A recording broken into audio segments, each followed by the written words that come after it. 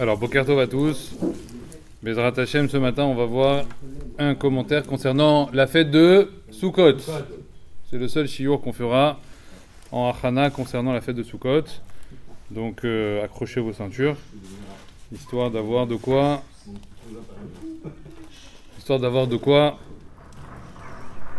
pour se préparer à la fête.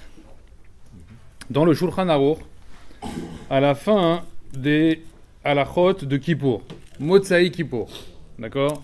On est encore dans le Shulchan Aruch concernant les dernières halachot de la fin de Motsai Kippour. Le Rama, Rabbi Moshe Isserles, il rajoute une halacha, c'est la dernière halacha qu'il met sur la fin sur Kippour. Il dit comme ça: Va medakdekim, à la fin de Kippour, ceux qui sont medakdekim. C'est quoi medakdekim? Ceux qui sont pointilleux, ceux qui sont zélés dans les mitzvot.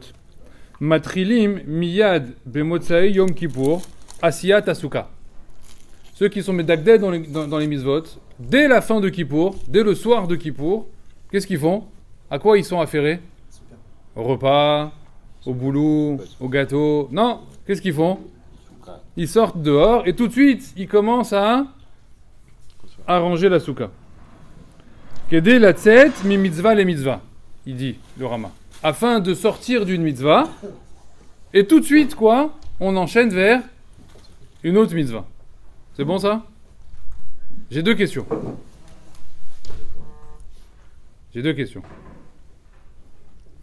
Pourquoi le Rama, déjà, il me dit Amedakdek ba mitzvot, matrilim bemotsai kippour. Celui qui est medakdek dans les mitzvot, il commence la construction de la souka quand? À la fin de Kippour. Je vous pose une question. On ne peut pas commencer la souka la semaine d'avant? J'ai le droit de construire une souka il y a une semaine? Depuis le premier Loul. De commencer. J'ai pas dit finir, j'ai dit commencer. On a le droit de commencer, oui ou non? Comme ce qu'on a fait là. Hein? Donc il y a beaucoup de personnes qui font ça. Pourquoi? Parce que les 3-4 jours qu'il y a entre Kippour et Sukkot, il y a beaucoup de choses. Si tu commences à construire une souka de 500 mètres carrés entre les 4 jours, c'est compliqué. Oui ou non? Qu'est-ce qu'il me dit le Rama? Le Rama, il dit attention, celui qui met dakdek dans les mitzvot, matrilim bemotsai kippour. Mashma quoi? Mashma pas avant. Mashma, avant, tu fais rien du tout. Il faut absolument commencer que à la fin de Kippour. A priori, on l'entend comme ça. Oui ou non? Il dit matrilim bemotsai kippour. Matrilim, il parle de la souka. Ouais. On commence à construire la souka quand? À la fin de Kippour. Alors, deuxième question que j'ai.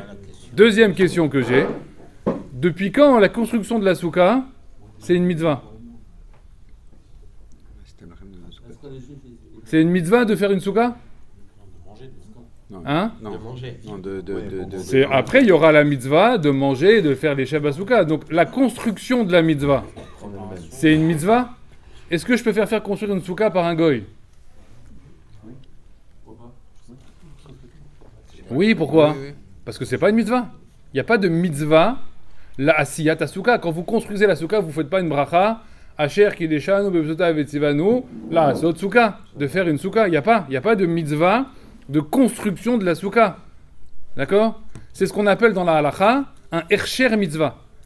Ça veut dire que forcément pour aller faire la mitzvah de manger sous la souka, il faut passer par construire une souka. Voilà. C'est un peu comme ce qu'on nous dit par exemple. Il y a une mitzvah, alors pour les hommes à l'époque et pour les femmes aujourd'hui, d'aller au mikvé.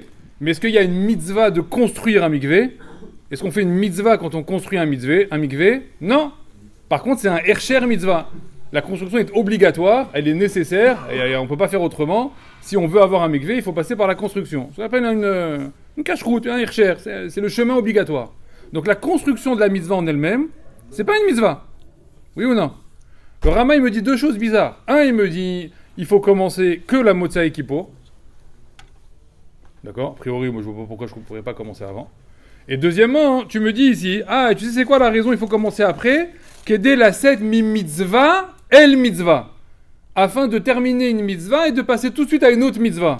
Mais la construction, c'est pas une mitzvah. Maintenant, on regarde ce qui a marqué. Là, on est dans la halachot du Rama de fin de Kippour. D'accord? Quand vous regardez dans le Shulchan Aruch, on est encore dans le siman qui nous parle de quoi? De Kippour. Ok? Maintenant, on passe au siman d'après. Vous regardez dans le Shulchan Aruch, siman 625. On commence les halachot de Sukkot. D'accord? C'est la première halakha des halachot de Sukkot. Première halakha de Sukkot qui ramène le Shulchan Aruch, c'est quoi? Halakha que vous connaissez tous. Bah, Sukkot, Teshvu, Shivat, Yamim. Alors, dans les Sukkot, vous résiderez pendant 7 jours. Qui Besukot au Shavtiet de Béni Israël? Parce que j'ai fait résider les Béni Israël dans des Sukkot. Et le Shulchan Aruch nous dit la raison pour laquelle on fait Sukkot aujourd'hui. Hem, Anane, Kavod. Qui sont en rapport avec les nuées. On va en reparler dans 5 secondes. Concernant cette marloquette de savoir exactement pour quelle raison on fait Sukkot. Donc ça, c'est Maran, Shulchan Aruch. Mais dans cette première halakha de Souka, le Rama, Rabbi Moshe Isserles, il refait une annotation. Il rajoute encore quelque chose. Et qu'est-ce qu'il nous dit ici? Écoutez bien. Mitzvah letaken asuka, miyad leachar yom akipurim.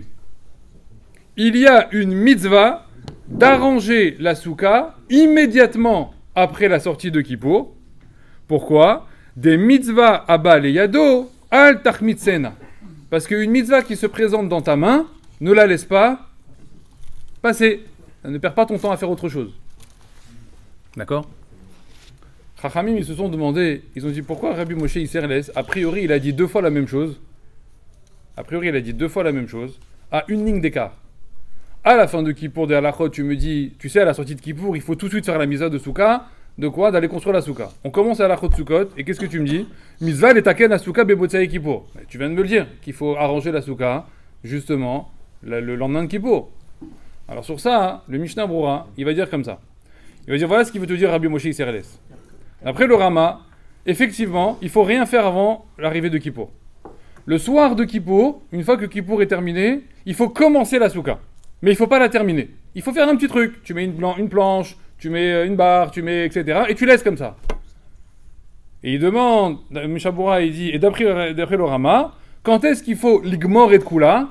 Quand est-ce qu'il faut terminer entièrement la souka? Quand? Le lendemain matin, après la tfila, il va dire le Mishabura, tu fais la tfila, etc. Et tout de suite, le lendemain matin de Kippour, qu'est-ce que tu fais? Tu termines l'igmor et kula, tu termines toute la souka. Mais est-ce que c'est vrai ça? Qu'il ne faut absolument pas commencer la construction de la cabane, quoi, de la structure en elle-même, avant Kippour. Est-ce que quelqu'un a déjà dit une chose pareille? Alors, dans les éditions du Mishabura, vous avez un rave qui s'appelle le Sha'arei Teshuvah. Et quand vous lisez là-bas le Sha'arei Teshuvah, il intervient et il dit comme ça. Il ramène un rave qui s'appelle le Elia Rabba. Et il dit comme ça. Au nom de Elia Rabba, Mashma, on ressort là-bas du Elia Rabba. Écoutez bien. Chez En letaken asuka mikol vakol, qu'il est absolument interdit d'arranger la souka complètement. C'est-à-dire, on fait rien. Même pas une petite planche. Kodem Yom Kippour. Avant Yom Kippourim. D'accord? Donc ça vient de lui en réalité. La raison, elle est pourquoi, a priori, il faudrait absolument ne pas commencer la souka avant Kippour. Quel est le problème si on commence à construire une souka avant Kippour? Allez, dites-moi. Qu'est-ce que ça changerait? Quelle est la raison? On n'arrive pas à répondre. Parce qu'on n'a pas bien encore saisi la raison pour laquelle on doit faire Sukkot. Juste par rapport à la construction de la souka, est-ce que ça peut pas être Mershav comme quand on va à la synagogue? Le fait de faire la prière, c'est ce qui est important, mais on considère qu'à partir de quel moment donné on commence à faire la mitzvah, à partir de moment donné même, on sort de chez soi pour le trajet vers la synagogue. Ça s'appelle Ercher Mitzvah. Tout ça, c'est Ercher Mitzvah. Mais c'est important. C'est pas la mitzvah elle-même. J'ai pas dit que c'est pas important, mais c'est Ercher Mitzvah. Mais sur ça, il y a c'est sûr que tu peux pas faire la prière Beminyan si tu te déplaces pas de chez toi à la synagogue pour y aller. Donc tout ça, ça s'appellera Ercher Mitzvah. Mais sur tout ça, il y a un srout. Mais c'est pas...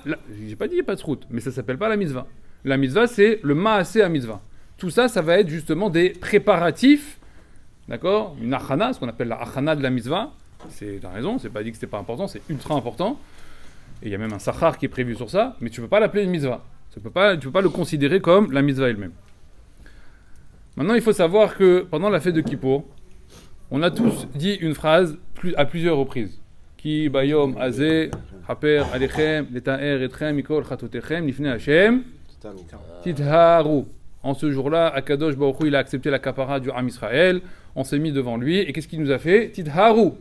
Vas-y, Tidharu. Il nous a purifié, il vous a purifié. Pourquoi vous dites Lifnei Hashem? Lifnei qui alors? Ki bayom azeh yechaper alechem, letaer etchem, kol chatotechem. Tidharu. Mazé, Lifnei Hashem, Tidharu. Évidemment que c'est devant Hachem. On est en train de lui parler, ça fait 20 heures qu'on lui fait des tfilotes. Alors devant qui c'est qui va nous purifier alors si c'est pas lui? Chachamim ils disent Lifnei Hachem, c'est pour exclure quelque chose. C'est-à-dire devant lui et pas là-bas. Et pas où alors? De quoi on parle? Alors vous savez que pendant toute la fête de Kippour, vous avez alterné entre deux phrases, entre deux mots. Plusieurs fois on a dit le mot slicha, plusieurs fois on a dit le mot mechila. Et on a alterné comme ça. Solchan ou Mohalan. Solchan ou Mohalan. Solchan les Israël ou Mohalan les Shifté Yeshurun. C'est quoi ces deux phrases? Pourquoi deux phrases? Slicha et Mechila, c'est le même mot? Non. Mais ça veut dire, ça se traduit de la même manière? En français, on dit pareil. On dit Mechila ou Slicha. On fait pas trop de distinction, on fait pas trop de différence. Pourtant, il y a deux mots en hébreu. Alors pourquoi il y a deux mots? Mazé Slicha, Mazé Mechila. Pourquoi Solchan les Israël? Mochalan, Shifté Yeshurun. Mazé Shifté Yeshurun. Shifté Yeshurun, c'est les tribus de Yeshurun. C'est les tribus d'Israël. Israël, c'est dans son ensemble. Shifté, c'est les tribus. Quelle est la différence entre les deux? Écoutez bien ce qu'il dit Chachamim. Akadosh Baruch Hu, il dit comme ça. Il dit, tu viens me demander Slicha le jour de Kippour. Tout Israël vient me demander Slicha. Moi, Solchan les Israël, ça je peux le faire. Moi, je peux être celui qui pardonne au Ham Israël de toutes ces avérotes. Tidharu, Lifnei Hashem, ça, il n'y a pas de problème. Mais que Lifnei Hashem. Ça me regarde, c'est que moi. Par contre, devant ton ami, Lifnei Havero, moi, j'interviens pas. Moi, je peux rien faire pour toi. Ça, c'est toi et lui. Ça me regarde pas. Hachamim, ils disent, Mazem Mochalan, les Shifté Yeshurun, le pardon entre les tribus d'Israël, ça me concerne pas. Ça, c'est quelque chose qui est entre vous. Hachamim, ils disent, par contre, le fait qu'on l'a mêlé dans le même verset, c'est pour nous dire qu'Akadosh Baruch Hu nous dit, s'il n'y a pas Mochalan les Shifté Yeshurun, il n'y aura jamais de Solchan les Israël. La condition sine qua non pour faire Solchan les Israël, c'est qu'il y ait Mochalan les Shifté Yeshurun. C'est que vous ayez fait d'abord le shalom entre vous. C'est pour ça que c'était si important dans la halacha de nous dire que tu ne peux pas arriver le jour de Yom Kippour avec des disputes dans la tête, avec celui-là, avec des marlokot, etc. Hachem dit, ça ne sert à rien. Pourquoi? Tu vas me demander Lifnei Hashem Tidharu. Je ne peux pas. Lifnei Hashem Tidharu, c'est pas possible ce que tu me demandes. Pourquoi? Parce que moi je vois que les Shifté Yeshurun, il n'y a que des disputes. Donc Solachan, ça n'existe pas. Donc il fallait absolument arriver naki, complètement propre, de quoi? De disputes et de galères, etc. qu'il pouvait y avoir à droite, à gauche, avec les amis, avec la famille, avec l'entourage, pour pouvoir arriver propre devant Akadosh Baruch Hu et lui demander Selicha. Non, justement, c'est-à-dire que Lifnei Hashem. Quand tu dis là-bas la phrase qui bayom azeh yechaper alechem, ça c'est que justement Lifnei Hashem. Cette phrase-là, elle ne va que pour Lifnei Hashem, que pour la Slicha devant Hashem. Mais Hashem, il dit Slicha devant Hashem, pas de problème, Tidharu. Mais devant les Bnei Israël, ça ne me concerne pas. Ça, c'est entre vous. Et une fois que vous l'avez fait entre vous, alors vous pouvez venir vers moi. Ça, c'est ce qu'on a, j'espère, fait avant d'arriver le jour de Kippour. Parce que sinon, Chachamim me disent, alors le jour de Kippour, il faut le recommencer. Parce que tout le jour de Kippour, on a d'intérêt de demander de pardon des Averot, que si justement, on a fait le shalom complètement entre les Bnei Israël. Le shalom, il n'est pas fait. Hein? Si par exemple une personne demande le shalom plusieurs fois et que la personne en face ne veut pas. Ken, alors ça, c'est des halachot. Il y a marqué, il faut faire 3 fois. Il faut faire 3 fois, d'accord, des demandes successives, etc. Et au bout d'un moment, si l'autre personne, elle a refusé 1 fois, 2 fois, 3 fois, Chachamim ils disent, Zéou, moi je suis naki, j'ai demandé plusieurs fois à la personne. Maintenant, Chachamim ils disent que c'est au Bnei Israël de ne pas être arzar, de ne pas refuser sans arrêt le pardon. Au bout d'un moment, tu as fait ton travail, le pardon il est fait. Celui qui n'a pas accepté, il ne va pas être purifié alors. J'ai pas entendu. Je viens de répondre. Je viens de répondre. Le pardon, il a été demandé 3 fois. Oui, mais la personne qui n'a pas accepté. De l'autre côté. Oui, il n'a pas été purifié à Kippour. De son côté à lui, de lui, il a un problème. Bémet, Vadaï. Il y a marqué qu'il ne faut pas garder une rancœur dans le cœur avant d'arriver à Kippour. C'est la dernière chose à faire. La dernière chose à faire. Si quelqu'un il a comme ça une akpada, il est comme ça, ouais, il m'a fait comme ci, il m'a fait comme ça, etc. Je vais te dire même à quoi ça sert en réalité, ou qu'est-ce que ça empêche de garder comme ça une akpada dans le cœur. Je l'avais ramené déjà un petit peu la dernière fois, je vais le développer un peu là, maintenant parce que tu demandes. Il y a marqué qu'on a fait plein de tfilotes à Kippour. D'accord? Mais on fait plein de tfilotes toute l'année, on fait pas que des tfilotes à Kippour en réalité, on fait des tfilotes toute l'année. Maintenant, j'en ai parlé un peu ça à Rosh Hashanah. Maintenant, vous avez déjà dû remarquer qu'on a déjà fait plein de tfilotes toute l'année. On n'obtient pas tout ce qu'on veut. Hein, si on obtient 1% de ce qu'on demande, c'est le bout du monde. Ouais, alors pourquoi vous continuez à prier? Pourquoi vous continuez à prier? A priori, c'est une entreprise qui ne marche pas. C'est une valeur qui ne marche pas. Moi, je vous prends toutes les tfilotes de l'année, vous avez 1% de réussite. Normalement, quand il y a 1% de réussite dans une entreprise, qu'est-ce qu'on fait? On ferme. C'est pas du tout concluant. Il faudrait avoir 90% de réussite, et là, tu te dis, bon, je continue, et je perds que 10%, mais j'ai 90% qui passent. Mais moi, je vous dis en réalité qu'on prie toute l'année, ouais, et on voit que 1% des fruits de ce qu'on demande. Donc normalement, on devrait arriver à Kippour et dire à Hachem, t'es bien gentil. Moi, j'ai vu toute l'année en réalité que j'ai rien obtenu. Moi, je demande rien à Kippour, laisse-moi tranquille. Alors pourquoi on continue? Et pourquoi toute l'année, vous continuez à demander? On n'obtient rien. Comme je vous ai dit déjà la dernière fois à Rosh Hashanah, je vous dis on fait des siman tov à Rosh Hashanah. Hein, on fait les fruits, on fait les légumes, et yiratzon que ceci, et yiratzon que cela. Ok, et on a fait des yiratzon depuis, ça fait 3500 ans qu'on fait des yiratzon, l'éveil de Rosh Hashanah, etc. Et qu'on mange ça de Sonda, et qu'on va dire on va faire une super année, Metouka, de vaches, etc. Ouais, on n'a jamais passé d'année pourrie après. Jamais. Il n'y a jamais eu d'épidémie, il n'y a jamais eu de maladie, il n'y a jamais eu de guerre, il n'y a rien. Toutes les années sont bien passées. Donc on a fait des Rosh Hashanah, on a dit des Yiratzon, on a fait Kavana, et les années d'après c'était catastrophique. Après on a dit alors quoi? On a mal prié? En réalité, les 1%, c'est pour une autre génération. Hein? C'est pour des descendants, c'est pour autre chose. Non mais une fois que ça arrive comme ça, normalement l'année d'après qu'est-ce que tu devrais te dire? Mais c'est une arnaque en fait. Tu me dis c'est Zimantov, Ikareto Ivenu, Ikareto Sonenu, et que nos ennemis soient détruits. Nos ennemis sont détruits. Ça fait 3500 ans qu'on dit que nos ennemis soient détruits, et ils sont toujours là. Ils ouvrent la porte, ils sont derrière là-bas. Donc en fait ça marche pas. Ça aurait pu être pire. Vous comprenez? Hein? Ça aurait pu être pire. Ouais, c'est déjà pas mal, moi je pense. Pire, oui, ça aurait pu être pire, mais c'est déjà pas mal. Pourtant, c'est pas ce qu'on demande. Regardez tous les avinu malkenu qu'on fait. Qu'Hachem il enlève. Magefa, mina halatira, etc. Ouais, et il y a 2 ans, il n'y a pas eu Magefa, mina halatira. Personne s'est demandé, peut-être on a mal prié à Rosh Hashanah. On n'a pas demandé qu'il n'y ait pas d'épidémie. On s'est tapé tout de suite l'épidémie dans la tronche. Et on n'a pas dit à ce moment-là, j'ai peut-être mal fait avinu malkenu, alors le Rosh Hashanah précédent, etc. On aurait dû se le dire normalement.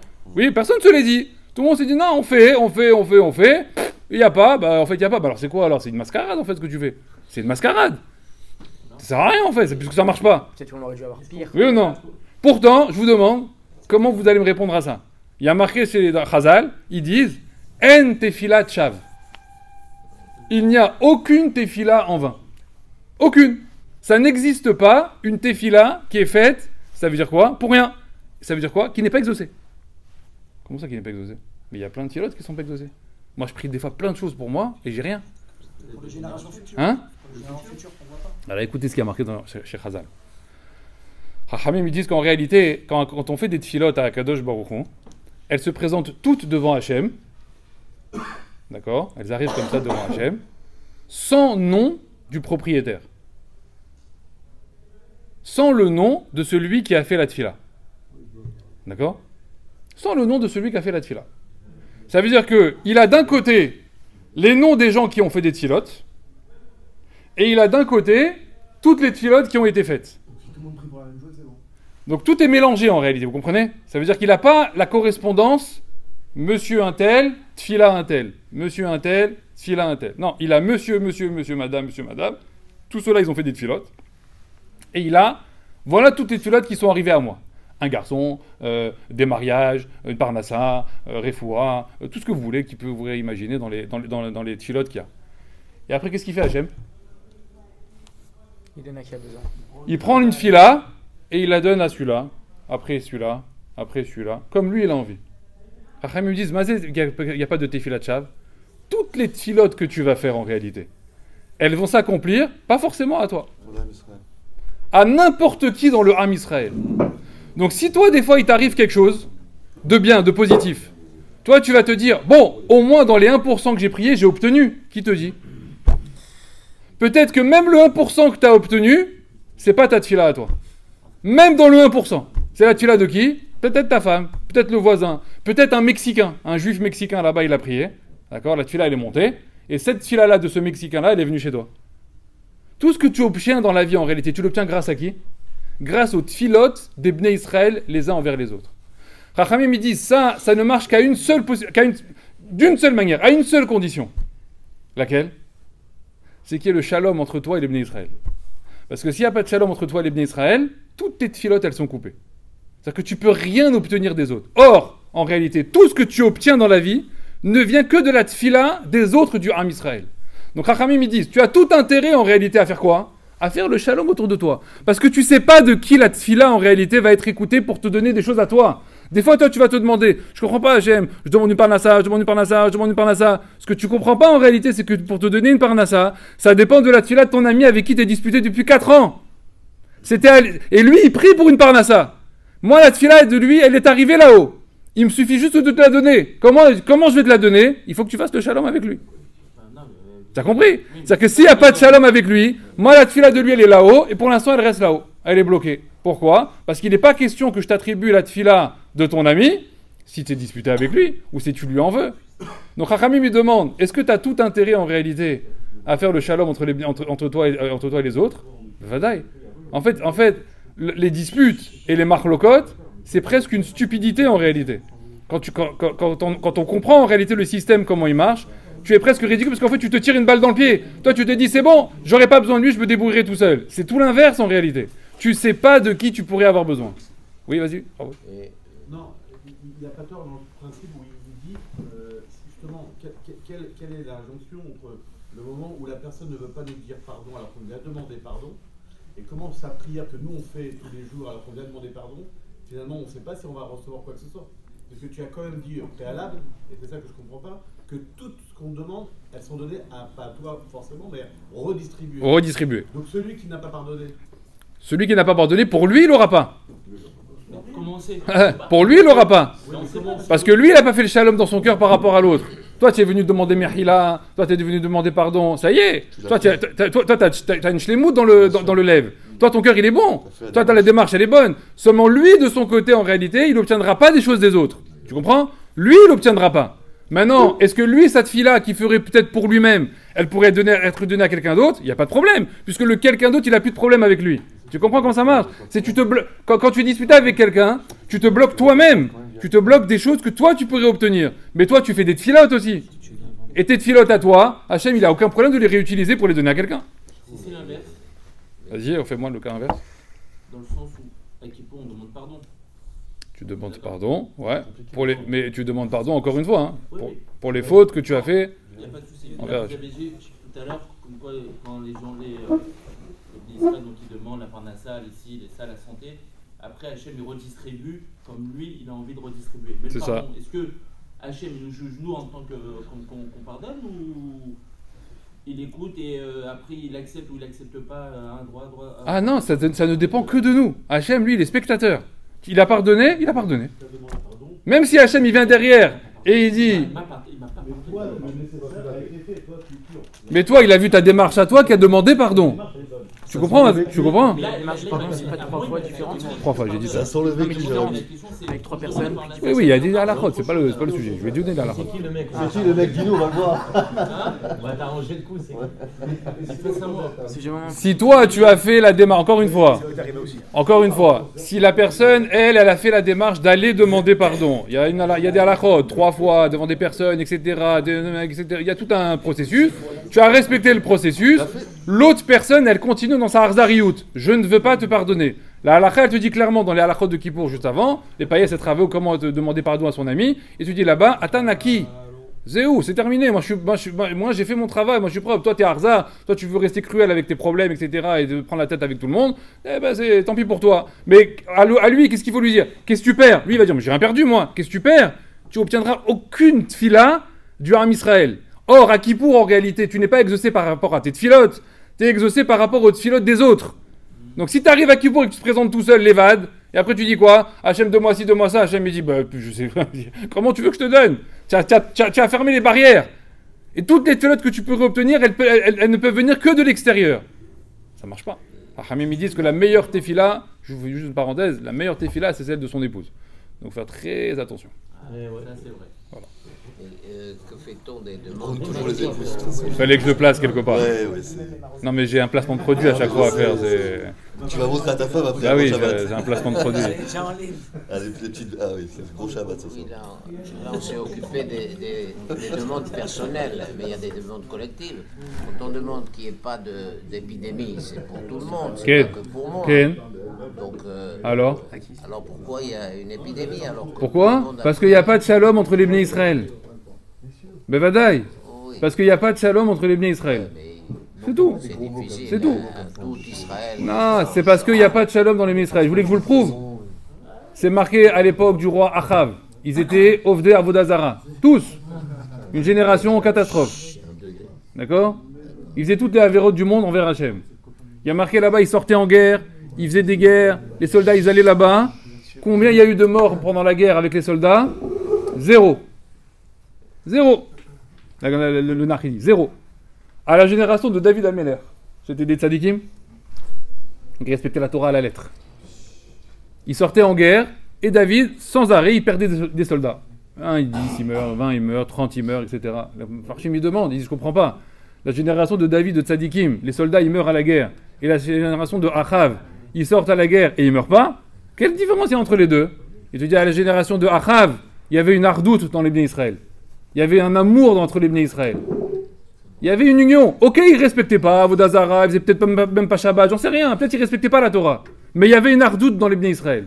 Et dans la génération de David, ils respectaient les mitzvot à la lettre, mais d'akdek dans les mitzvot, tout bien précis. Mais seulement, ils ne se respectaient pas les uns les autres. Qu'est-ce qu'il y avait là-bas? Il y avait des morts. Hamim, ils disent, pourquoi il y a des morts dans l'Am Israël? Pourquoi il y a des épidémies dans l'Am Israël? Parce qu'il n'y a pas d'ardoute. C'est tout. C'est tout. C'est la seule raison. La seule raison qui amène que le Ham Israël, il est vulnérable, c'est uniquement parce que, entre nous, il n'y a pas assez de shalom. Notre seule arme que l'on a pour éviter les attaques extérieures, c'est uniquement entre nous de faire la shalom, de faire le shalom. Hachem, il le répète assez souvent dans sa Torah, c'est shalom, sans arrêt. Le shalom, c'est le socle, c'est la base en réalité de la réussite du Ham Israël. Seulement nous, on ne veut pas le comprendre. Nous, on met nos amis de côté, on met notre entente de côté, et on veut bien respecter notre Shabbat, on fait notre filote, on fait notre limoud, on fait nos mitzvot, etc. Et on essaie que tout soit mesouda. Mais ça vaut rien en réalité. Vous comprenez? Tout ça, ça vaut rien si on ne respecte pas les autres. Je l'ai déjà dit plein de fois, plusieurs fois, je le répète dans tous les cours. D'accord? Quelqu'un qui veut absolument respecter ses mitzvot, là, comme on va le faire là pendant Sukkot. Tu veux faire ta mitzvah Tsouka, tu veux faire ta mitzvah Lulav. Mais si c'est pour déranger tout le monde, si tu as dérangé 20 personnes pour faire une mitzvah, tu as gagné quelque chose? Hachem, il dit, ne fais pas la mitzvah, tu comprends? Je préfère que tu ne fasses pas une mitzvah plutôt que tu déranges quelqu'un. Écoutez bien ça. Je préfère que tu ne fasses pas une mitzvah plutôt que tu déranges quelqu'un. Et ça, on n'arrive pas à le comprendre, parce que des fois, on se met en avant, et on met en avant la valeur de la mitzvah. Je viens pour étudier la Torah. C'est Kedeget Kulam, oui. Étudier la Torah, c'est important. Bien sûr. Oui ou pas? C'est la plus grande des mitzvahs de la Torah. Mais je vais étudier la Torah, et il y a quelqu'un qui dort à côté, peut-être je vais le réveiller quand je vais étudier. J'étudie ou j'étudie pas? La halakha, elle est claire. Tu fermes ton livre et tu dégages. Tu vas pas étudier. Pourquoi? Je préfère le kavod abriot, le respect de quelqu'un, plus que le limoud à Torah. Plus que le limoud à Torah. Pourquoi? Parce qu'il y a le respect de l'autre. Tu peux faire aucune mitzvah sur le compte de l'autre. Aucune. Aucune. Et si tu es là, et si tu me dis, mais je vais la perdre la mitzvah, je vais la rater la mitzvah, elle va passer, eh ben perds-la. Perds-la. C'est pas grave. Tu la feras pas. Je vous ai déjà donné l'exemple d'une fois de quelqu'un, il s'est galéré, il a acheté un super étrog, un super loulav, magnifique, il s'est truc, pendant des semaines, il a cherché, il a payé cher. Hop, il arrive le matin de Soukot pour partir à la choule, il se rend compte qu'il a oublié le loulav dans le balcon de la chambre à coucher, il est sorti, il s'est habillé, etc. Et maintenant il est là-bas, il faut qu'il ouvre les volets, il faut qu'il fasse du bruit, il faut qu'il ouvre la fenêtre pour aller prendre son loulav, pour aller faire la mitzvah de Souka. Mais il y a qui dort dans la chambre? Il y a madame qui dort dans la chambre. Toi tu vas te dire quoi? Mitzvah de Souka? Mitzvah Lulav, c'est hyper important. Ben c'est pas grave, je vais la réveiller, tant pis. Il va, il ouvre les volets, il prend le Lulav. Et qu'est-ce que tu fais? Ah, Mechila, hein. Ouais, Mechila, j'avais oublié mon Lulav. Qu'est-ce qu'il y a là-haut? Qu'est-ce qu'il y a comme bas de colle là-haut? Yahmar. Quel Lulav? Prends ton Lulav et étouffe-toi avec. J'ai pas besoin de ton Lulav, Bichlal. Tiens, quel Nanouim? Je viens de réveiller quelqu'un qui dort. Gezel Shena, c'est pire que toutes les épisodes de la Torah que tu pourras faire. D'où tu réveilles quelqu'un? Et ça, je vous dis, vous allez me dire, bon, c'est votre femme, votre époux, peut-être vous allez comprendre. Et si c'est un enfant, c'est moins important? C'est auto d'affaire, c'est la même chose. Pourquoi? Parce qu'il a 4 ans ou 5 ans ou 6 ans, c'est pas grave si on le réveille et qu'il se réveille à 7h ou 8h du matin. Tant pis. Il y a quel tant pis? Eh ben tu fais pas l'oulav. Tu viendras à la choule sans l'oulav. Et tu prendras l'oulav de quelqu'un à la choule et tu t'arrangeras, etc. comme ça. Tu viendras à 17h et à 17h tu prendras ton oulav chez toi à la maison tranquillement. Et l'année prochaine tu feras attention. Mais c'est comme ça que ça marche. Il n'y a aucune mitzvah que je peux faire sur le compte de l'autre. Ça c'est ce qu'on a fait à Kippour. Akadosh Baruch il a dit ne venez pas devant moi à Kippour si vous n'avez pas déjà réglé vos affaires. Donc déjà ça commence pas. Kippour ne peut pas commencer si vous n'avez pas arrangé vos affaires. Maintenant que vous avez arrangé vos affaires. Mochalan et shifte yeshurun. Selicha titharu. Maintenant on est pur devant Akadosh Baruch Hu. Hachem il dit maintenant on peut commencer la fête de Sukkot. C'est-à-dire que Sukkot ne peut pas commencer. C'est ça qu'il faut comprendre dans le Rama. Ça veut dire le Rama te dit tu ne peux pas commencer Sukkot avant Kippour.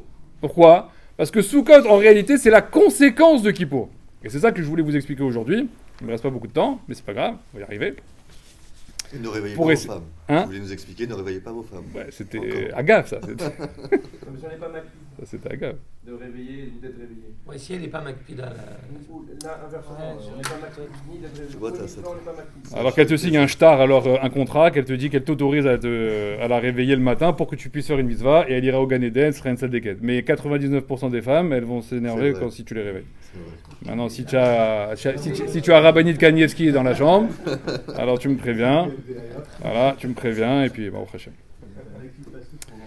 Maintenant, je vous demande comme ça. Donc, il y a, je vous ai dit, pour répondre à cette question de savoir pourquoi il faut absolument faire Souka maintenant, après Kippour, absolument après Kippour, pour ça, il faut comprendre maintenant pourquoi on fait Souka. Quelle est la vraie raison pour laquelle on fait Souka? Oui, pourquoi on doit faire une Souka? Si on comprend la vraie raison pour laquelle on fait une Souka, alors on comprendra qu'on ne peut pas mettre Souka avant Kippour, et qu'il faut absolument attendre la sortie de Kippour pour faire une Souka.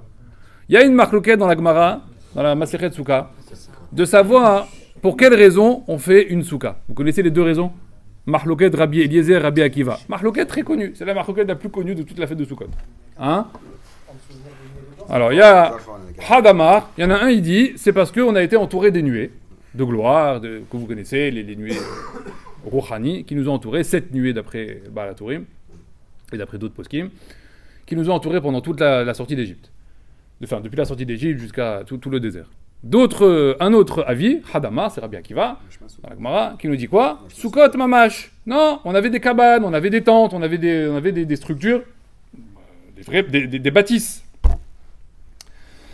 Sur l'avis de celui qui dit Soukot Mamash, déjà, Chachamim, il pose une question, et ils te disent, comment ça Soukot Mamash? Comment ça des planches? Comment ça des cabanes? Depuis quand il y avait des planches dans le désert? À la limite, on est sorti avec des tentures, des tissus et des coutures, mais on n'est pas sorti avec des planches. D'accord? Tu sais tout ce qu'il faut pour faire une planche d'un arbre, tout le travail qu'il faut pour arriver à faire une planche, etc. D'où il y a des palmiers dans le désert? Il y a des palmiers pour faire un toit? Alors Chachamim, ils disent non. En réalité, quand il te dit là-bas Soukot Mamash, c'est des tentes. Des tentes. En fait, c'était des tentures, des tentes en toile en réalité. Très bien. Il n'y avait pas des cartons. Maintenant, si c'est des tentes, il est où le Nes? Imaginez d'après l'avis de celui qui dit qu'on fait Soukot pour se commémorer les tentes qu'il y avait dans le désert. Ouais, Nes. Quel Nes? Alors quoi, on fait une fête pour ce qu'il y avait des tentes? Les bêtes sauvages qui ne pouvaient pas attaquer. Ben, c'est des tentes, donc ils pouvaient attaquer. Là-bas, ça c'est d'après l'avis de Hanan Kavod, qui dit qu'elle repoussait justement les Akravim, elle repoussait les Nechashim, mais une tente en toile, a priori, elle repoussait ni Akravim ni Nechashim. Ça c'est d'après celui qui dit Hanan Kavod, que ça protégeait du soleil, ça protégeait de la pluie, ça protégeait des intempéries, ça protégeait des scorpions, des serpents, etc. Tout ça, ce que tu dis là, c'est vrai. C'est d'après l'avis de celui qui dit que c'était des ananim, c'était des nuées qui repoussaient tous les dangers. Ça aplanissait le sol, ça nous lavait les vêtements, tout ce que vous connaissez sur les ananim. Mais il y a un autre avis qui dit, laisse tomber tout ça, n'importe quoi, c'est des bêtises. Quoi? Des soukottes, il y avait des tentes, c'est tout. Il y avait des tentes, alors nous aussi on fait des tentes. Quoi, je vais faire une fête parce qu'ils avaient des tentes, et moi je fais une tente, tu fiches de moi ou quoi? Et c'est Nes, il est où le Nes de la tente? Alors il y a un sefer qui s'appelle Shemen Roche qui dit comme ça. Il dit non, tu sais c'était quoi le Nes des tentes? Il dit, je t'en prie, tu sais combien elle faisait la taille d'une tente? Qu'est-ce qu'il y avait besoin de mettre dans une tente? Arrête, il n'y avait pas besoin de salle de bain, il n'y avait pas besoin de toilette, parce qu'il y avait la manne, etc. Donc en fait, il y avait quoi? Il y avait un lit pour monsieur, un lit pour madame. C'est tout, Stam. Il n'y a pas besoin de vêtements. Quel vêtement? De toute façon, c'est marqué que c'est le même vêtement. Alors au début, il n'y a pas d'enfant. Imaginez, c'est un jeune couple. Il y a un jeune couple. Ils ont fait une tente pour eux deux. Et Zénès, Rachamim, ils disent. Et ben, Bénara, Baruch Hashem, au bout de 9 mois, ils ont eu un enfant. Ok? Ils ont eu un enfant. L'enfant, il est né. Il se lève le lendemain matin, qu'est-ce qui s'est passé? Hein? La tente, elle s'allongeait. Ils ouvraient les yeux. Ah, c'est bizarre, il y avait 15 mètres carrés ici. Bah, pourquoi il y a 30 maintenant? Bah, vous avez eu un enfant. 2 enfants, 35, 45, 55. C'est bien, non? C'est-à-dire que vous déménagez pas. Vous déménagez pas. Vous avez un enfant. Et l'appartement lui-même, il avait une expansion miraculeuse. D'après l'avis de celui qui dit qu'on faisait Soukot Mamash, c'est ça qu'on vient commémorer. On vient commémorer, on vient rappeler le Nes que Akadosh Baruch Hu faisait avec les Soukot et qu'il agrandissait comme ça, en réalité, les Soukot elles-mêmes. Très bien. Donc elle est là la raison. Ça, c'est après la raison de celui qui dit Soukot Mamash. C'est juste pour vous expliquer en réalité qu'il y avait un Nes, évidemment, dans les deux cas. Nes des nuées et le Nes, effectivement, également de l'agrandissement des Soukot. Très bien. Maintenant, je vous demande, on va faire un peu d'histoire, et c'est avec ça qu'on va comprendre véritablement la raison de la fête de Soukot. Quand est-ce que sont arrivées les premières... Alors, vous savez que dans la halakha, après, ça a été tranché. Est-ce qu'on fait Soukot pour les nuées, ou est-ce qu'on fait Soukot par rapport au Soukot Mamash? Je vous l'ai dit tout à l'heure. Je ne sais pas si vous vous en rappelez. Je vous ai dit le texte dans le Shulchan Aruch. Il a dit là-bas que Kioshef Tiet Ben Israël, Hem, Anane Kavod. D'accord? Ils ont tranché la halakha, que c'est par rapport aux nuées. Très bien. Quand est-ce que sont arrivées les premières nuées à la sortie d'Égypte? À partir de quand on a eu les nuées? Après Ramsès. Hein? Quand ils sont arrivés à Soukot. Exactement. Hazak ou Barour. On a quitté la ville de Ramsès, on a quitté la première ville d'Égypte, et dès qu'on a quitté la première ville d'Égypte, on nous dit qu'on est arrivé dans une ville qui s'appelle Soukota. Mi-Ramsès, Soukota.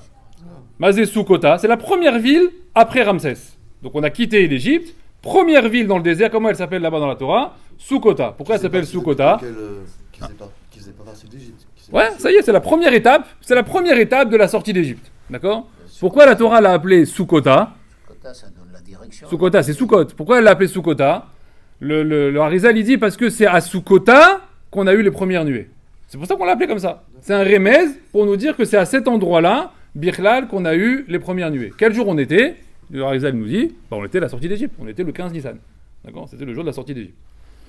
Ces nuées-là de la sortie d'Égypte, elles nous ont accompagnés jusqu'à quand? Hein? Jusqu'au Harsina, donc toute la sortie, tous les premiers 40 jours, etc.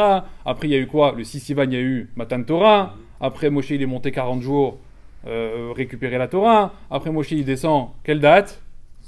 17 Tammuz. Qu'est-ce qui se passe le 17 Tammuz? On nous dit Heta Egel. D'accord? Heta Egel. Qu'est-ce qu'ils disent les Mefarshim? Au moment du Heta Egel, qu'est-ce qui s'est passé? On a perdu toute la Hanane Kavod. Elles sont parties. D'accord? Donc on les a gardées de quand à quand? De la sortie d'Égypte jusqu'au 17 Tammuz. D'accord? Combien il y a de jours entre les deux?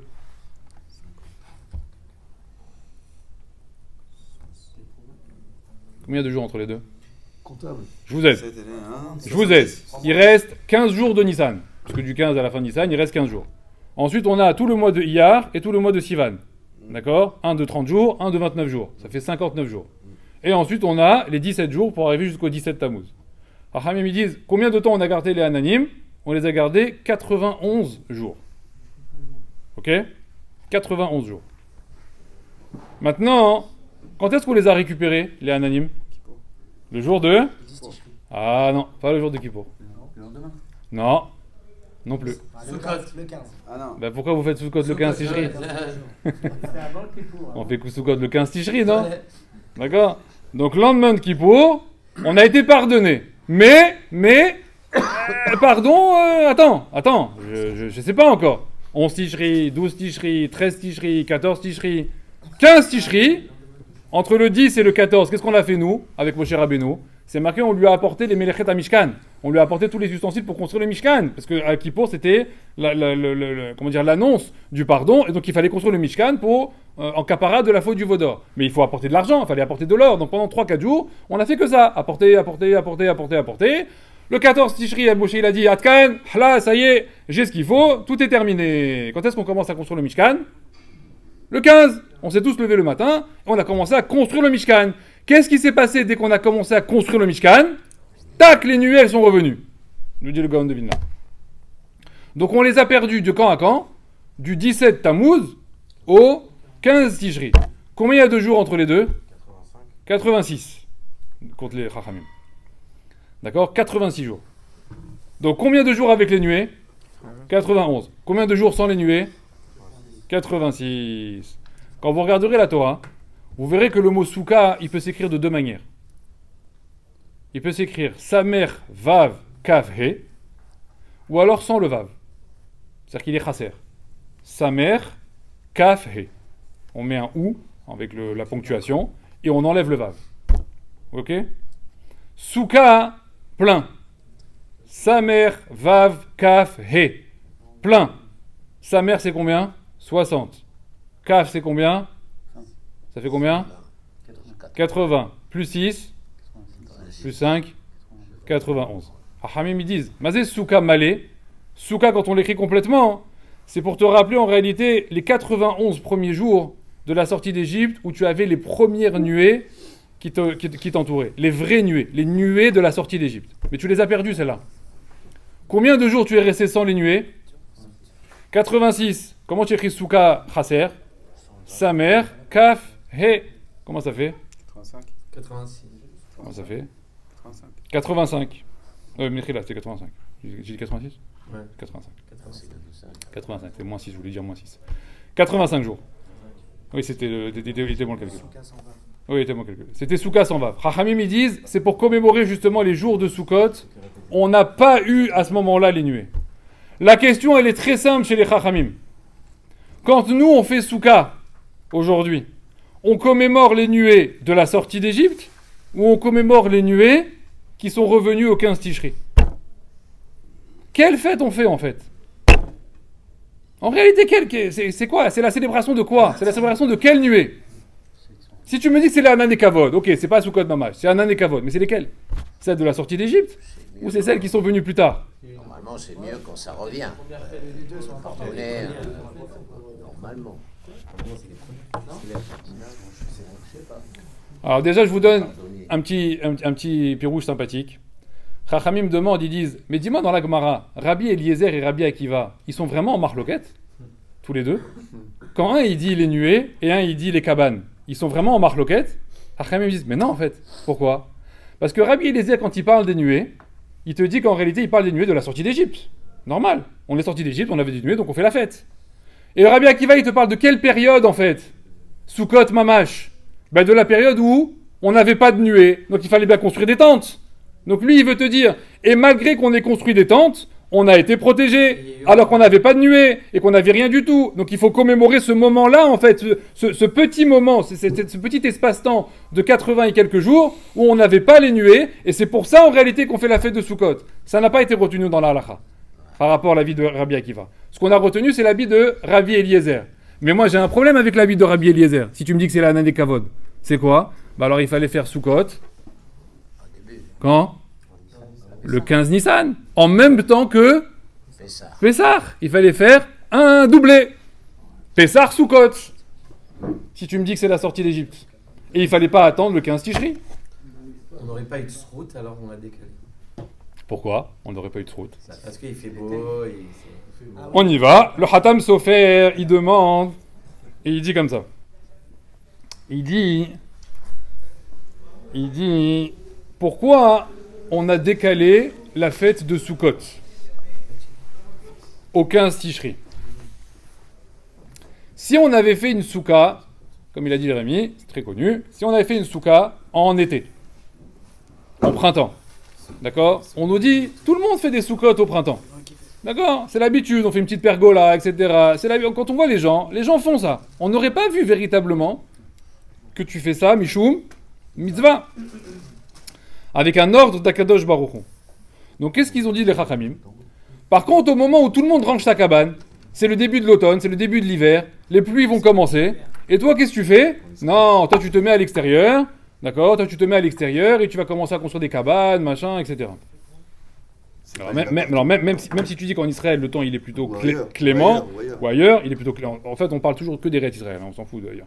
D'accord? Donc même si tu dis que là-bas le temps il est plutôt clément, il est plutôt agréable, malgré tout, au niveau des dates, c'est le début de la saison des pluies. D'accord? C'est-à-dire qu'à partir de cette date, normalement, on aurait dû commencer à demander les pluies. Nous, on ne le demande pas le 15 Tishri, parce qu'à cause de Sukkot, justement, on va dire non, on va pas demander les pluies maintenant, parce que si ça commence à tomber maintenant, on va être en galère pour faire Bichlal, la fête de Sukkot. Mais normalement, la vraie saison des pluies, elle commence à ce moment-là. C'est l'automne, c'est le début Bichlal, c'est le début de l'hiver.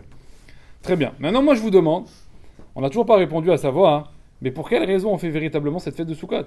D'accord? Même si tu me dis que c'est un année Kavod, d'accord? Si tu me dis que c'est un année Kavod, moi je veux connaître la vraie raison pour laquelle elle doit absolument venir après Kippour, alors cette fête de Sukkot. Parce qu'après Kippour, ça change rien que ce soit les année Kavod de Nissan ou les année Kavod de Tishri. Et pour répondre à ça, je vais vous poser une dernière question et on aura répondu. Pourquoi les femmes ne font pas la fête de Sukkot? C'est une mitzvah liée au temps. Hein? Parce que c'est une Ouais. Pourquoi les femmes ne font pas la mitzvah de Souka? Pourquoi on les a exemptées de la mitzvah de Souka? Hein? Vous allez me dire, c'est parce que c'est une mitzvah qui est liée au temps. Hein, on le dit que toutes les mitzvahs positives qui sont liées au temps, Nashim, Turot. Bon, vous connaissez ça, hein, c'est un principe général dans la Torah, que tout ce qui est lié au temps, c'est Patour. Très bien. Il y a un verset dans la Torah au moment de la fête de Sukkot qui nous dit comme ça. Kol ha'ezrach be'Israël, tous les citoyens, tous les habitants d'Israël vont résider dans des Sukkot. Kol ha'ezrach. La Gemara, elle fait une dracha et elle dit comme ça. Mazé kol ha'ezrach. Mazé kol ha'ezrach. Tous les citoyens. La Gemara, elle dit pour exclure les femmes. Ça veut dire tout le monde sauf les femmes. Les Mefarshim y demandent et ils disent mais pourquoi j'ai besoin d'un verset supplémentaire et d'une dracha supplémentaire pour exclure les femmes? Pourquoi je pose cette question? Parce que vous venez de me le dire. Il n'y a pas besoin d'un pasouk, il n'y a pas besoin d'un verset. C'est un principe. Les femmes sont exemptées des mitzvot qui sont liées au temps. Pourquoi tu veux me rajouter un verset de la Torah, faire une dracha de la Torah et me dire attends. Les femmes, elles sont exemptées de la fête de Sukkot. J'ai pas besoin. Je le sais déjà qu'elles sont exemptées. Quoi? Est-ce que j'avais ce qu'on appelle dans la Gemara une havamina? Est-ce que j'avais un tzad de croire qu'elles auraient pu être mises dedans? Oui. Malgré tout? Malgré que c'est une mitzvah liée au temps, j'aurais pu croire qu'elles sont mises dedans, et la Torah vient me mettre un stop en disant attends, tu vas faire une boulette, d'accord? Elles sont pas dans la fête de Sukkot. Mais comment j'aurais pu imaginer de les mettre à l'intérieur? Comme pour Purim, elles en ont profité. Purim, c'est des rabbinins. Oui, mais c'est déjà. Elles ont eu une Anaa. Alors on dit comme ça, il y a un autre principe qui s'appelle Hen Hayu Beoto Anes. D'accord? Vu qu'elles ont bénéficié du miracle. De quel miracle? D'être protégées, d'être dans la souka. D'être protégées? De la souka? Mais nous, on a dit qu'on fait Sukkot le 15 Tishri. Donc c'est quelles nuées en réalité? C'est les nuées qui sont revenues, pas les nuées d'origine. Sinon on aurait fait Sukkot le 15 Nissan. Oui ou non? Alors comment j'aurais eu une avamina de croire que les femmes elles doivent être incluses et finalement je les exclus une nouvelle fois? Alors écoutez bien. Et ça c'est Bémet, c'est Khatam Sofer qui dit ça. En fait il faut savoir une chose. Je vous ai dit tout à l'heure pourquoi on a perdu les nuées. À cause de quoi? À cause de Chet à Egel. Les femmes elles ont fait le Egel? Elles ont offert leurs bijoux. Non, elles n'ont pas offert leurs bijoux, justement. Elles ont fait le Hegel, les femmes? Non. Répondez-moi. Oui, n'ayez pas honte, elles écoutent là. Elles ont fait le Hegel, mais elles n'ont pas. Elles ont fait le Hegel? Mais elles n'ont pas voulu donner. Elles ont fait le Hegel? Zéro. Elles ont donné? Rien. Rien. Zéro. Elles ont rien donné. On leur a arraché des oreilles. C'est nous les tordus. Elles ont pas fait. Rien. Les hommes, ils sont venus, donne-moi tes boucs, je te donne rien. On les a arraché des oreilles pour aller donner, pour faire le veau d'or. Rien, elles ont fait. Chachamim, ils disent que ce jour-là, elles ont obtenu 12 Yamim Tovim. Lesquels? Tous les Rashi Chodashim, qui devaient être donnés au Bechor, aux chefs de tribu, etc. On a tout enlevé, et c'est pour ça que Rosh Chodesh, il est spécifiquement réservé à la femme. On lui dit que ce jour-là, il faut qu'elle soit presque... ça veut dire qu'elle fasse rien à la maison, etc. Elle travaille pas, tout ça. C'est des jours, 12 Yamim Tovim on lui a donné, tous les Rashi Chodashim on lui a donné pour elle, ce jour-là où elles n'ont pas fait le veau d'or. Donc Khatam Sofer, il dit, il faut que tu écoutes bien cette phrase. Les femmes, elles n'ont pas fait le veau d'or. Donc les femmes n'ont jamais perdu les Hanane Kavod de la sortie d'Égypte. Jamais. Qu'est-ce qui s'est passé?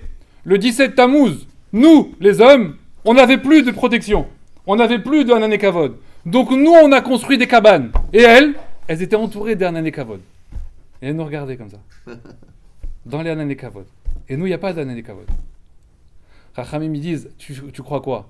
Parce que toi, tu as fait la Avera à Chet Egel, et que maintenant tu as fait la Kapara de Yom Kippour, et que maintenant tu viens faire Sukkot après la fête de Kippour, parce que c'est une Kapara de la faute du Egel, et maintenant tu veux l'inclure dedans? Tu voudrais l'inclure dedans? Si tu l'inclus dedans, ça veut dire que tu lui attribues quelle Avera? La faute du Egel. Et c'est faux! Elle n'a pas fait le Egel. Rachamim, ils disent, eh ben, elle te verra de génération en génération, elle à la maison, et toi dans la souka. Ouais, mais là, c'est pas le cas. Elles y vont quand même aujourd'hui. Elles mangent avec nous sous la souka. Est-ce qu'elles doivent y aller? Mishum ba'aler. Mishum ba'aler. Vous accompagner. Mishum ba'aler. Elle veut pas y aller? Elle veut pas y aller? Mbaya. Tu dois l'obliger? Maman putain, rien du tout. Mais elles sont pas rentrées dans les cabanes à ce moment-là? Hein? Elles sont pas rentrées à ce moment-là? Elles avaient les nuées. Même si elles étaient dans la tente du mari, elles avaient les nuées autour d'elles. Donc le mari, il voyait la nuée autour de sa femme, et lui, qu'est-ce qu'il a? Rien du tout. Le mari, il a dû attendre 80 et quelques jours pour retrouver les nuées en réalité qu'il n'avait pas, mais qui les avait en réalité? Son épouse en face de lui. Aujourd'hui, quand on fait la fête de Sukkot, en réalité, c'est quoi la fête de Sukkot? La fête de Sukkot ne peut venir que après la fête de Kippour. Puisque la fête de Sukkot, en réalité, elle vient justement être la conséquence de la réparation de la faute du Vaudor. C'est justement le Inyan qu'on a retrouvé les nuées après la capara de la faute du Vaudor. Donc si tu te mets à construire une cabane avec une, entre guillemets, qui symbolise une nuée avant Kippour, qu'est-ce que tu es en train de dire à Hachem? Mais ça y est, moi. Ça y est, mais j'ai déjà ma capara. Avant la fête de Kippour, j'ai déjà commencé ma capara, j'ai déjà mes nuées. Qu'est-ce qu'il dit le Rama? Le Rama, il dit, mais ne fais jamais une chose pareille.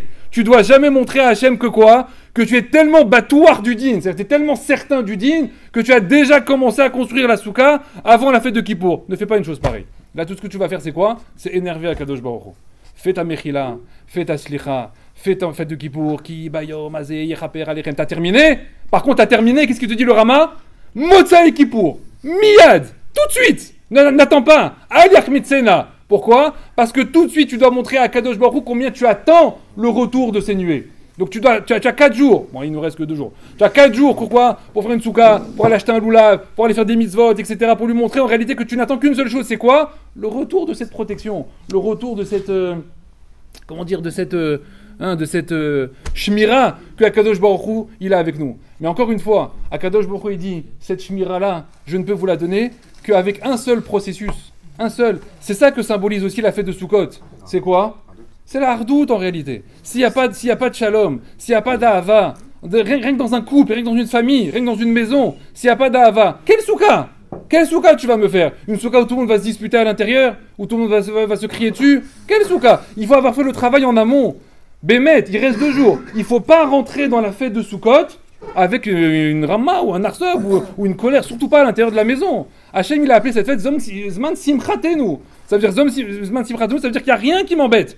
Tout va bien. Le truc il est arrangé, le truc il est cassé, on s'en fiche en réalité. Il faut absolument développer cette mida-là, de rentrer dans cette fête-là avec simcha. Si on rentre dans cette fête-là avec kaas ou avec énervement, etc., on a fracassé toute la fête de Rosh Hashanah, Aseret Yemei Teshuvah, Kippour. On a tout mis par terre. C'est-à-dire Zom Simchatenu, c'est justement le sommet, c'est la pisga.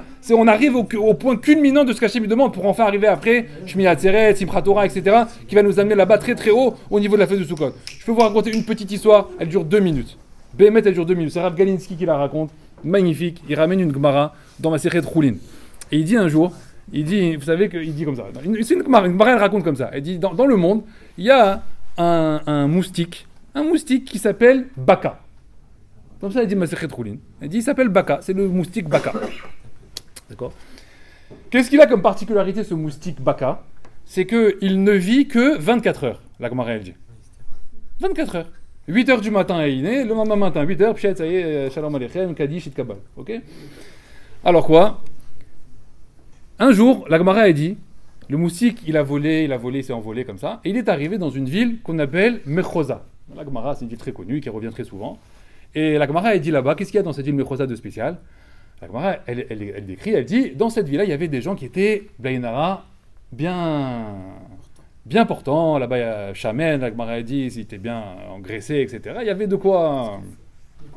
Hein, le moustique, il avait de quoi manger. Hein, je vous jure, des fois, quand on lit les Gemarot, on se dit, mais où elle part, la Gemara, Bémet? Alors, la Gemara a dit ce moustique Baka, il est arrivé là-bas dans la ville de Mechosa. Il a trouvé un Bnei Mechosa, la Gemara a dit, il est allé dessus, et il s'est fait un bon repas, et il a kiffé là-bas, magnifique. Écoutez la Gemara. Il dit, le moustique, il est parti. Il est rentré chez lui. Ça dit la Gemara. Il rentre chez lui, et qui il y a chez lui qui l'attend? Madame Baka. Madame Moustique Baka. Madame Baguette. Je vous promets, c'est la Gemara, hein, je ne vous invente pas. La Moustique Baka, Madame Baka. Alors, il rentre, elle lui dit, où tu étais? Bon, ça c'est toutes les femmes, c'est pas que les moustiques. Où tu étais? Bon.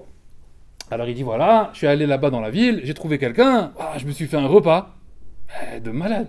J'ai mangé, j'ai truc, de folie. Sa femme, elle lui dit, et tu m'as pas invité? Tu m'as pas invité à venir manger avec toi? Alors elle dit, non, mais j'étais pressé, je pouvais pas, tu sais, ça s'est présenté comme ça, alors du coup, voilà, j'ai mangé, mais c'est pas grave. Dans 2 heures, je saute. Mais c'est pas grave. Avec moi. La Gemara, elle dit, écoutez bien la Gemara, elle dit, elle ne lui a plus parlé pendant 7 ans. Comment pour 24 heures. La Gemara, elle dit, elle ne lui a plus parlé pendant 7 ans. Chazal, il demande, et ils disent, qu'est-ce que tu racontes? Elle a pu parler pendant 7 ans. Mais tu vis 24 heures, Bichlal. Quel 7 ans? Alors la Gemara, elle explique. La Gemara, elle explique. Elle dit non. Quand la Gemara, elle parle dans son référentiel à elle. Ça veut dire quoi? Elle te dit comme ça. La vie d'un homme, c'est 70 ans. D'accord? Si la vie d'un homme, c'était 70 ans, alors cette femme-là ne lui aurait pas parlé pendant 7 ans. Combien ça fait? 10%. Ça fait 10% de la vie, elle lui aurait pas parlé. Alors il dit maintenant la Gemara, elle dit, maintenant transpose ça à la vie du Baka. La vie du Baka, c'est combien? On a dit, c'est 24 heures. Donc elle lui a pas parlé pendant, sois précis. Elle lui a pas parlé pendant 2h40, puisque c'est 24 heures une journée. Donc pendant 2h40, elle lui a pas parlé. Rav Galinsky dit, tu as vu cette Gemara? Rav Galinsky dit, tu as vu cette Gemara? Si maintenant demain, toi tu rencontres ce couple de Baka, et tu vois que la femme, elle parle pas à son mari depuis 1 heure, 1h30, 2 heures, il va pas lui parler pendant 2 heures, etc. Ouais, qu'est-ce que tu as envie de lui dire la vérité? Il dit Rav Galinsky. Tu sais ce que tu as envie de lui dire? Mais Madame Baka, ça suffit, non? La journée, elle n'est pas assez courte pour se disputer, pour rester comme ça, disputer les uns avec les autres. Combien de temps tu perds? Dans quelques heures, de toute façon, tu vas bête la mer, tu vas partir ailleurs. Tu veux pas un petit peu faire le shalom autour de toi? Tu veux pas arrêter de te disputer avec les gens? Rav Galinsky, il racontait toujours cette histoire-là au moment de la fête de Sukkot pour dire au Bnei Israël, vous en avez pas marre de vous disputer? Vous n'avez pas marre de perdre du temps? Vous n'avez pas marre de perdre de l'énergie? La fête de Sukkot, vous savez c'est quoi? C'est la fête de la réalisation du temps qui passe. C'est ça la fête de Sukkot. De pouvoir véritablement revenir à l'essentiel. De pouvoir revenir au Ikar. C'est pour ça qu'on nous dit, sors de chez toi, prends une cabane, prends quelque chose de haraï, pour que tu puisses reconnaître un petit peu dans ta vie qu'est-ce qui est nécessaire. Qu'est-ce qui est superflu? Ce qui est superflu, mais de côté. Celui-là, il t'a pas donné, celui-là, il t'a pas dit, celui-là, il t'a pas fait ce que tu voulais, celui-là, il t'a pas... Allez, ça y est, laisse tomber. Tu vas te disputer pendant combien? 1 semaine? 1 mois? 6 mois? Mais c'est du temps de perdu dans ta vie. Tu sais pas combien de temps tu as resté ici. Tu sais pas combien de temps il reste. Et tu veux te perdre avec autant de temps ou autant d'énergie. C'est du temps de perdu.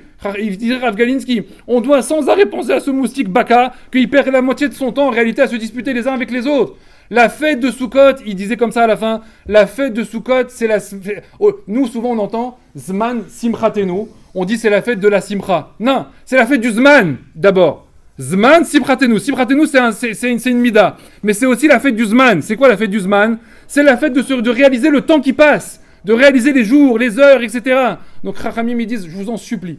On a passé une année, on s'est tous bien tapé sur la tronche, ouais, à Kippour on a tous fait tchouva, on s'est tous pardonné. Maintenant quand on rentre dans la fête de Sukkot, alors il faut recréer une ardoute, il faut recréer une ahava, et pardonner les gens, ma'avir amidotav, expliquer, trouver les kafsrout, etc. C'est que dans cette ardoute là qu'on pourra vivre une fête de Sukkot extraordinaire et arriver au sommet de Simchat Torah et de Shmini Atzeret que je vous souhaite à tous, Bezrat Hashem, Shabbat, Bien Halenia Menakash Omer, Zak Jbo Sakifari, Mandom Shtem Marno Chesman Titko, et Gel Torah Viadir.